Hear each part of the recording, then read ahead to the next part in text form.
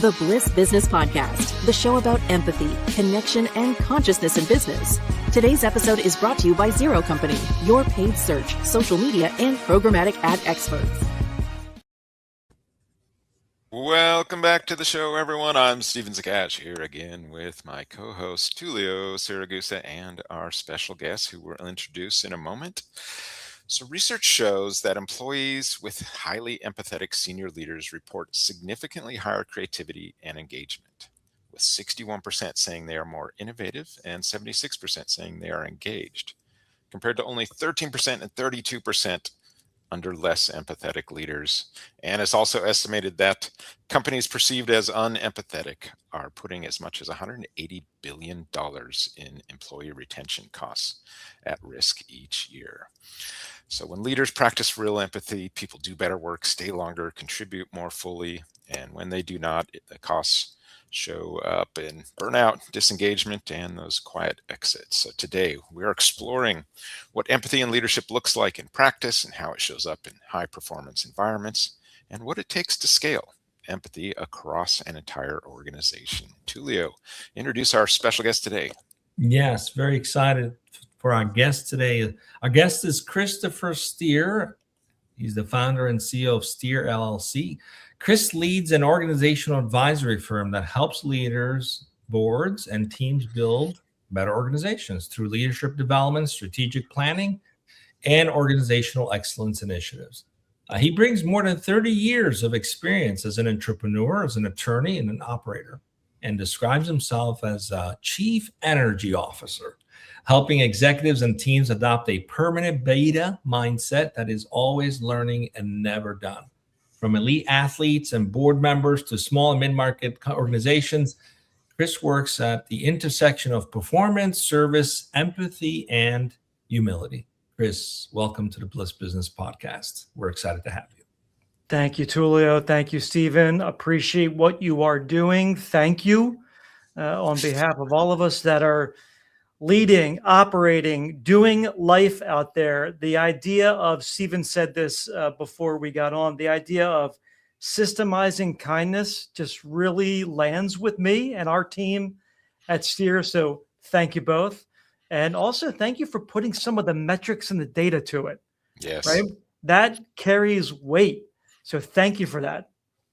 I know. I mean, you have to do that. We realize to kind of sell it in to some people. So otherwise, I think a lot of people, when you talk about empathy, the word, maybe they're just these days thinking, oh, well, it's just like being nice or emotionally, expressive or something. So when you talk to leaders about empathy, how do you kind of define it, and what does kind of empathetic leadership actually look like in action?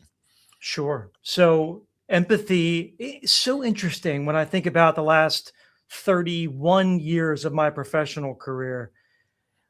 I don't know that I mentioned empathy, gentlemen, 15 years ago. I don't know if I ever used the word. Over the last 10 to 15 years, it has become such a part of the lexicon, of the language of leadership. And this, I'm happy to say, and you all are really helping to drive this as well, I'm happy to say that when we do engage with leadership, whether that's in for-profit, nonprofit, small, large, leadership is at least connected to the word in some way. It's not like it's the first conversation, thankfully. But to your question, though, Steven, at the end of the day, people produce performance. So if I'm leading an organization, I need to be able to find the ways to be able to get results through other people. Unless I'm a solopreneur, that's going to be my principal charge. And for that to be true, how can I operate in an optimized way without empathy? How can I operate without being in the shoes of someone else and seeing their perspective, which is hopefully what's going to make me a better leader anyway, that I'm surrounding myself with people who are going to make me better, who are there for a reason to see and to complement the ways that I don't see. And so empathy is, in terms of leadership in the world that we live in, Tulio and Steven, It's the ability to see and understand and really live in the shoes of someone else's perspective. And without it, you will never be, and this is not just anecdotal, this is data driven, you will never be fully optimized in your organization. That requires you get results through people. So thank you for the forum to talk about it, because clearly we're pretty passionate about it. Yeah, I know. And I love that you brought up the perspective like 15 years ago. It'd be pretty rare when you'd see it in the conversation. And to me, when I step back and you kind of look at it from this sort of growth evolutionary standpoint, this is really what it is just love finding its way through business. And, it's inevitable. And thankfully, we have all the stats and data that say, yeah, this is not just the right thing to do, but it's also, going to make you more profitable, because that makes it much easier to get people to do the right thing with thinking about empathy and thinking about others, as you mentioned. Oh, for sure. Well, it's interesting. I think that a lot of the Industrial Revolution operating models have survived. And years ago, the way that the models were shaped and how you run a business and what you expect from people is very much similar to this very rigid, predicated, like wanted everybody to be like a machine. And unfortunately, it's like that's an old system. So I'm curious, because people often confuse empathy with sympathy, or at least how to apply it. I love your description of it. And you've spent decades working with executives, boards, and high-performing team. Looking across that experience, where do you see leaders most often misunderstand what empathy is, and how does that misunderstanding get in the way of the performance of the culture? Yeah, thank you for that question, because it's actually touches on something that we often have to educate on, because as you have referenced, Tulio, empathy is not being nice. That's not the essence of this, and it's not a proxy for performance, right? It's a lever to be unlocked and to be better understood. Where we see leaders miss, to your question, where we see them miss is to over dial the empathy to the point where it loses its intention and its meaning, and we're just substituting kindness or nice into the equation. But that's not the point. The point is to see the perspective of someone else and to hear them, not simply to express kindness. So we see that a lot, and then we see it maybe misleveraged or misutilized when you just a leader would embrace without questioning, embrace without good data and testing the thoughts and ideas of others, just in the interest of empathy, as opposed to in the interest of what is the mission and intent and objectives of the organization. So we see that being a miss in maybe a little bit of an over-dialing, or a too readily accepting perspective just to try to demonstrate that you're an empathetic leader, when in fact that might not be aligned with what we're trying to achieve. Yeah, I think you have to have that kind of that balance of accountability with empathy. Are there specific moments in a leader's day where empathy matters most, and where kind of a lack of empathy does the most damage? For those who need a very practical application of this. Yeah, sure. No. So imagine this scenario. Let me give you a couple scenarios. One would be in leadership and management of people, when you have, you have a one-on-one. Okay, you have a one-on-one meeting.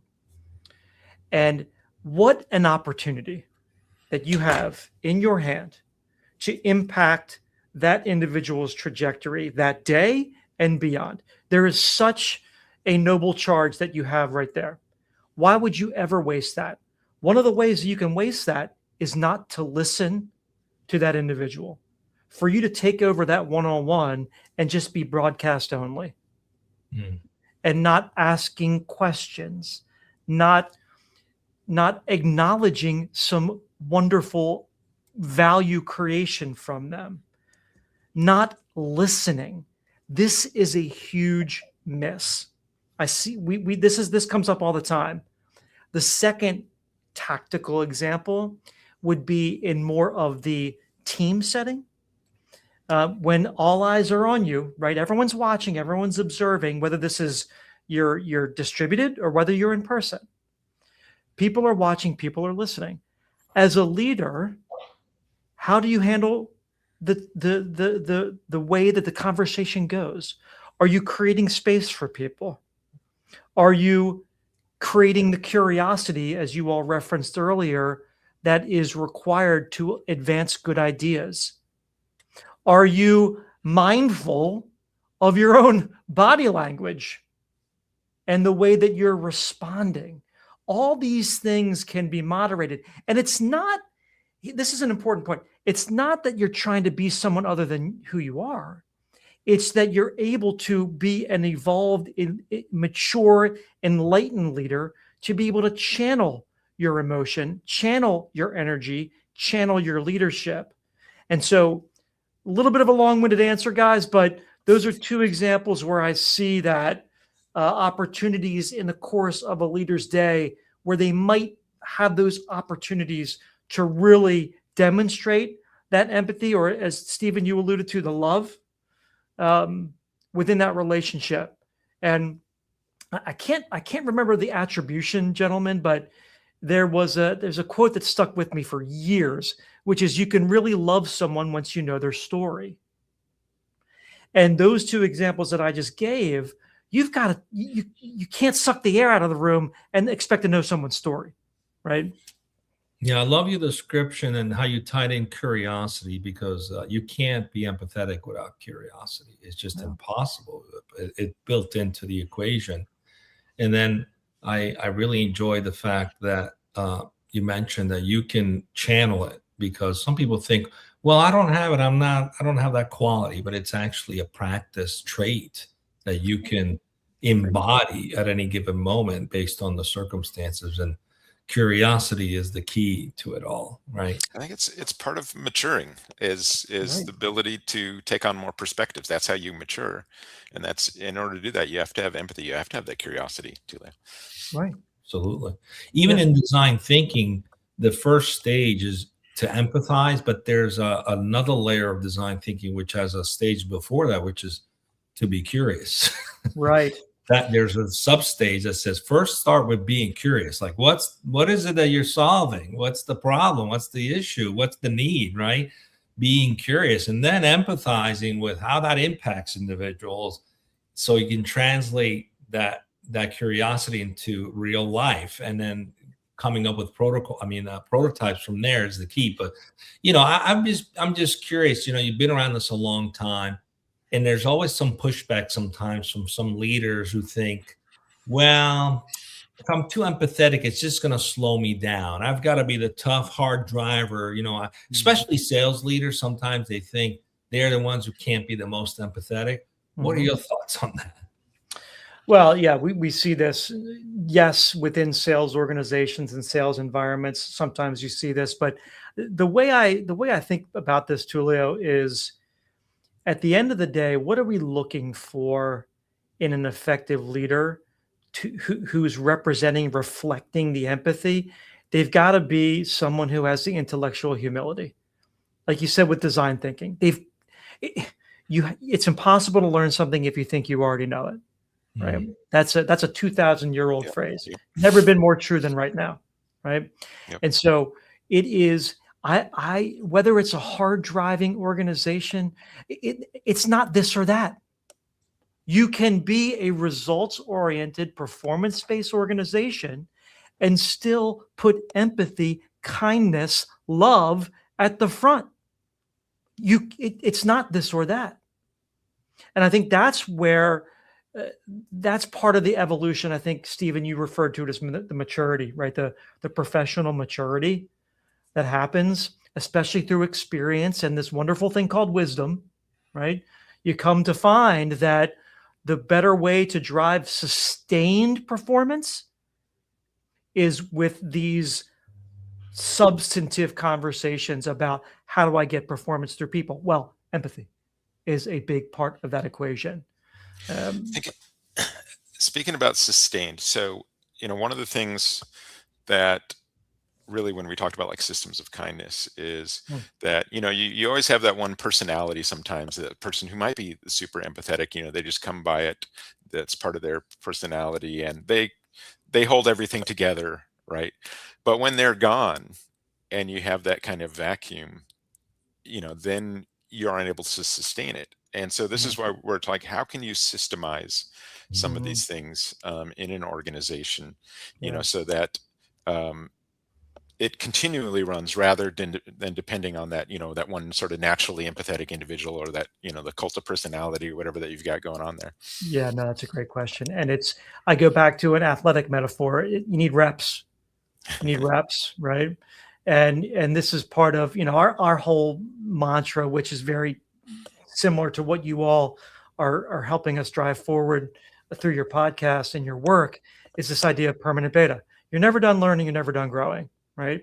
And so when that gap is left, when that void is created by that person departing, you hopefully there has been a system in place to build this muscle within other members of the team, so that the stark contrast is not as present. But even when that's true, the concerted effort to build up reps in this area, and in our work with all of our clients over the years, but also with our performance psychologists that are a part of our team, we know, and this is some of the neuroscience with this, is we know we can get behavior change to become habit change to become mindset change. But the only way that's going to happen is deliberate practice. And so to answer your question, more directly, it's what are we putting in place in leader and management development, in one-on-ones, performance reviews, just the culture of how we do things around here. Are we demonstrating and modeling the behavior where we listen, we acknowledge, we ask good questions, we take ideas from every corner of the organization? These are the things that we can not only do, but then systematically acknowledge that we're doing, so that when someone joins the organization or someone joins a leadership team, they're like, okay, yeah, I'm ready for this, because this has been built as rigor within our organization consistently. And so that's why I sort of invoked that, a little bit of that athletic metaphor at the start. Yeah, and the reps is so important. And you mentioned systematically acknowledging it, which is something that I think, we've built in our systems here, in our digital agency, where we have just practices where these things just, it's just part of our daily reps that we're doing. And so that, when someone comes in there, I don't have to be there. So we've got 4 or 5 other people kind of holding the torch at any given moment on there. And it's just, like you said, it's that's how you kind of build it, so that it's not just that one person. Exactly. You No, said that's well said. You said something really interesting, Chris, and to me it spoke to identity, right? That's why I love neuroscience, because it changes your ability to have a different identity. You don't just learn the traits, you actually change your identity, which is your beliefs. And I think there's been a lot of focus on leaders becoming empathetic. So we focused a lot, I think, in the past decade or more on having more enlightened monarchs. But what happens when the enlightened monarch dies or leaves, then the culture changes, right? So to your point, instilling that identity across the entire organization, scaling it, I think needs to be more of a focus now more than ever. And I'm just curious, because it's easier to do in a small environment where you've got a tightly knit group of people, and it feels natural because there's that intimacy. But it gets harder as you go across layers and scale much bigger companies with diverse geographies. Yeah. So in your experience, what does it actually take to scale that empathy across an entire organization? Yeah. Commitment, right? It's a mindset. You have to want this to be true. Now, there is the sandwich effect here. From the executive leadership perspective, we always have this phrase that we encourage executive leadership teams: take it back to the plan. Take it back to the plan. What's the plan say?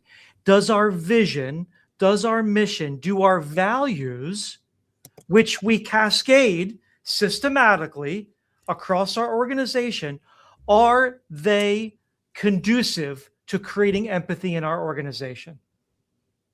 Are the strategic priorities what matters most?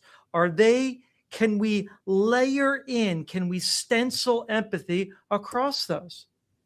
That's top down. Now, what has to happen across and from the bottom up is that there is the cultural belief that this matters. We act this way. We acknowledge this way. We reward this behavior. I am constantly connected to it. And then you've got that incredibly important middle layer, because where do organizations often break? They break in the middle, right? It's where that aspirational system of empathy is not reaching all layers of the organization. Oftentimes, it's because we've broken in the middle. So are we actually investing the time and development of human skills like empathy into our middle management? And I'm answering the question specific to how you framed it, Tulio, that as you get into a larger organization, like larger organizations become more complex, and complexity can stunt growth. Yeah. And so it's an ongoing challenge, but boy, you can make it a heck of a lot easier as a leader or manager if you are leading with empathy, a true curiosity, because you're never going to be concerned with good ideas being stamped out or not being surfaced where we can be better. Because part of, and I love that you all focus on systems, because part of the effective systems and systems thinking is feedback loop. Mm-hmm. And so with a good feedback loop, I'm going to those closest to the challenges and opportunities to be able to hear where the efficiencies lie or are broken. You have to go where the work is being done. You can't Right. manage from an ivory tower and have empathy. It's just not possible. Well, and I mean, Tulio, we've talked about this before in some of those places where we've seen that system broken. Sometimes there's that feedback loop being shut down or non-existent. Right. And so, it just spins off into some crazy directions. I mean, it takes a certain level of maturity too for a leader to be open, because that feedback loop can open you up to criticism. You have to be willing to welcome that, because if you're not committed to growing and you're just trying to validate yourself by people agreeing with you, you're not. It's not going to happen. Right. That's you're 1 foot in the megalomaniac stage. Right. So exactly right. That requires a certain conscious growth individual and healing some traumas as well. So we have a couple of audience questions, but before we go into them, because I think it's very timely with this conversation, I wanted to ask one more question around: do you think it's possible to create metrics around empathy and culture without turning them into these performative checkboxes? I do. And there's a little bit of a layered response here, because on the one hand, I think sometimes we take empathy and we stick it within the engagement scores, and that's okay, like that's relevant, right? Because engagement does reflect my willingness to give my best at work, and when done properly and surveyed well, I think it does give you good insight into the organization. However, if that doesn't really speak to the root reason why we want to introduce empathy into leadership and management, then we're probably not getting as much data or the right data as we want in that engagement survey. So with that said, the more substantive or accessible indicators would be the surveying around whether you feel that your manager listens. Do they ask good questions? Do they value your input? I would love to see that data. And oftentimes there's organizations that are looking at that data, right? do we feel that ideas can be surfaced? It sort of toes the line with some of that psychological safety questioning that we've talked about over the years. But I really think what our earlier part of our conversation underscores this point, which is it really is the curiosity and and making sure that we are getting the good ideas and the perspectives of others. Yeah, And companies like World Blue, do a really good job surveying the employee base, and then they use that as a way to see where they are. But that's usually part of a broader transformation for creating a self-managed structure, which is instituting equivalents across the organization, which again requires very evolved leaders to go in that direction. We got a couple of audience questions. All right, let's do them. All right, first one. Any tips on how to display more empathy with remote teams? This is from a LinkedIn user. It's a good one. Yeah. Great question. Wow, great question. And gentlemen, isn't it just unbelievable when you just think back 6 years, just how radically different we are doing work today? It is remarkable. Thank you for your question, LinkedIn user. And so one of the things that we see be consistently effective in this way is invariably you need to connect with the person, because what is personal is universal, right? And so there needs to be the humanistic aspect of how are you? Like, how are you doing? Tell me something asynchronous, or tell me a hobby. Tell me something about what you're doing beyond this project that we're meeting about, right? That is very much a way to connect with the human. It sort of goes back to what we talked about earlier about knowing people's stories. And then the other one is just being able to connect in a way that is not systemized. In other words, it's I've got a colleague, I'll use a true story. We have one of our colleagues who's based out of Dallas. I want to be able to text her and check in. That's not part of it's not on her calendar, but it's the care quotient, I guess is what I'm getting at, right? Yeah. It's, do I feel clear? Do I feel cared for? Do I feel connected? And that doesn't necessarily always take a script. And so that's how I would respond to that. And Tulio, I wanted to make sure I put one more finer point on my earlier answer. I think another way that we can measure this is actually with leadership and management 360s, because that is oftentimes a useful way. Yeah. Love those. And engagement too. I mean, engagement's a very telltale sign of how people are active people. We use OKRs. We're very collaborative on how we do it. And then we can see how much engagement, because week in, week out, show up, they take on challenges, they work, they collaborate. You can see the activity. And it's over time, it's, now we got an 100% engagement, so it's, you can tell just by people's willingness to contribute, because they feel they can. We got another audience question. Right. Okay, actually, this is from our new producer, Martha Huerta on YouTube. Okay, do you see a different approach to empathy from older than younger generation? Great question. Yeah, that is a great question. And this is the generational framing. This comes up a lot these days because we've got 5 different generations actively working in the workforce, and so I do see a difference, but it's not uniform. It's not uniform. One of you mentioned, I think it was Stephen, who said in some cases there's just intrinsic empathy. There's just people who are just built that way. And I definitely do not see that is more equated with an older generation than a younger generation. However, I do see that the conversations around culture, emotional intelligence, and empathy tend to be more readily embraced by younger generation, because I feel like it's been a little bit more accessible. It doesn't mean that X and Boomer are not open to it. Not at all. I'm not saying that at all. It's just sometimes the conversations are more readily accessible because there's a little bit more familiarity with some of those aspects of the modern workforce.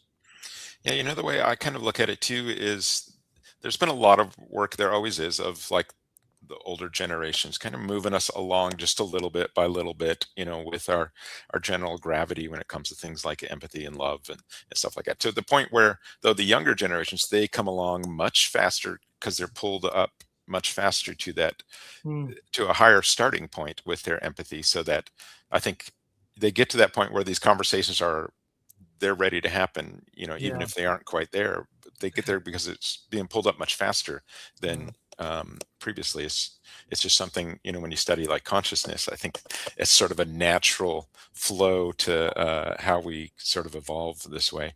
yeah. We've also modeled the pain of doing it in a different way. Right. Oh, Right. for sure. I mean, I'm not going down that that path. is part of it. That is part of it. Absolutely. It's not pretty sometimes, but when you step back, it is kind of beautiful. But up close, it can be messy and traumatic. No. So All right. so good. And I would just, Stephen, I think to that point, empathy also creates more space for your own self-awareness. Mm. And that is something that is such a driver of leadership performance that we see. Can you go within first, right? You used the word consciousness a couple times today, and it really resonates with me. Do you have the consciousness of self, right? And your impact and your energy on the rest of the organization and on your team and your direct reports, whatever that would be. Like having that elevated sense of self, knowing who you are, is only bettered by the demonstration of empathy. It requires you to continue to reflect and look within, which I think is incredibly valuable. That maybe is not talked about as often, because in some cases we're talking about empathy as an action as opposed to a self-reflection. Yeah, and I always say, we said on the show, it's like, as a leader, people don't need to deal with your childhood traumas. Try and work on them a little bit. Have some of that self-awareness and put, some effort there. It can be painful, but it's going to impact the organization. Right. Just from Work on your stuff and leave it at home. Now let's move on. We ask this question to all of our guests. Really, the role purpose plays into the impact that it can have in an organization, and even your own purpose as you practice and you run your business and the work that you do. And interesting studies have shown that a lot of employees who feel connected to a clear purpose in an organization tend to work more. They tend to stay longer. They go the extra mile. They recommend the organization to others. They feel like they're part of something greater than themselves. So when you pair that with empathy, you sort of get this powerful combination of human and business outcomes put together. When you zoom out from specific client engagement and projects, what would you say is the deeper purpose that sits underneath your work at Steer? And how does that purpose shape the way you think about empathy and leadership? Yeah, the broader purpose is to pull people up, to build people up. Here's what I mean. In many respects, members of our team, I'll now just use myself as an example. I feel like in many respects, when we started Steer 5 years ago, I had enjoyed a 27-year apprenticeship. And in that 27-year apprenticeship, I acquired all this crystallized intelligence through wins and losses and bruises and scars, and synthesizing that together puts me in a blessed position to be able to share those perspectives and that synthesis with others in their journeys. And so it's not, and the wonderful thing, it compounds. So it's not just mine and those of the Steer team. We've now worked for 30 plus years with organizations and leaders. So bringing all that compounding experience to make others better, help them in their leadership and management and their personal journeys. And I think because we are able to take some of that crystallized intelligence and build better leaders and organizations, that's where the purpose comes from. So one of the questions that we like to ask on this show is, as we kind of mentioned at the beginning of the show, is about love in business. Hmm. What role would you say love plays in business? This may be, maybe not. Maybe this is something that you all, as well researched as you all are, as accomplished as you guys are, but I actually say it this way: accountability is love. Mm. Accountability is love. If I didn't love you, why would I try to hold you accountable? If I didn't love the mission of this organization, why would I try to hold anybody accountable? Like, accountability demonstrates, and this is where it's a real eye opener for some that we work with when we hear this for the first time, because you are doing anyone a disservice. You're not loving them if you are withholding information from them that would make them better, that would help them be a better steward of the organization or of their role. So actually, accountability is love. Now, we have all seen how that gets sabotaged a bit in certain workplaces, and accountability becomes punitive. Mm. But in fact, accountability is love. And that's where, as you all are helping to push this message so clearly, empathy helps us create accountability for love. Yeah, accountability is clarity, right? Yeah. And clarity, you can't have an organization without, that kind of clarity and be empathetic to people. Right. It's just a recipe for kind of trouble, right? Absolutely. Ultimately, if you can create a culture where everyone feels a sense of self-accountability to each other, you can't stop that culture. Yeah. It's an unstoppable company because Great point. we're all holding, like, I always think, like, forget creating a family business model. Like, some families are dysfunctional. You don't want to hang out with some family members, right? But your friends, you choose your friends, right? And friends hold each other accountable all the time. They support each other when one is down. They celebrate each other. They don't compete with each other. And they call each other out when one's going off track. I mean, that's what good friends do. That's what good teams, sport teams do as well. So exactly. Yeah, accountability is love. Like you said, I love that, because you can't have it without it. You can't be a friend to someone and just let them go off the rails. You gotta, hey, what are you doing? Yeah. Like, one of our first shows was on resentment, right? And so Right.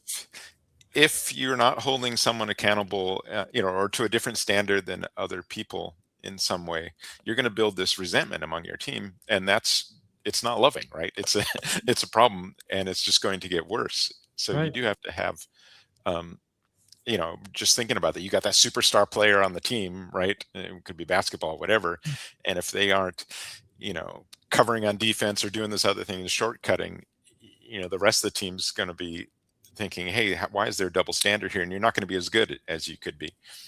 Yeah, well said. I could make a pretty compelling case that my whole journey towards this space began. I played Division I sports, and it was all about team. I mean, that's all. My whole life until 22 years old was about family and team.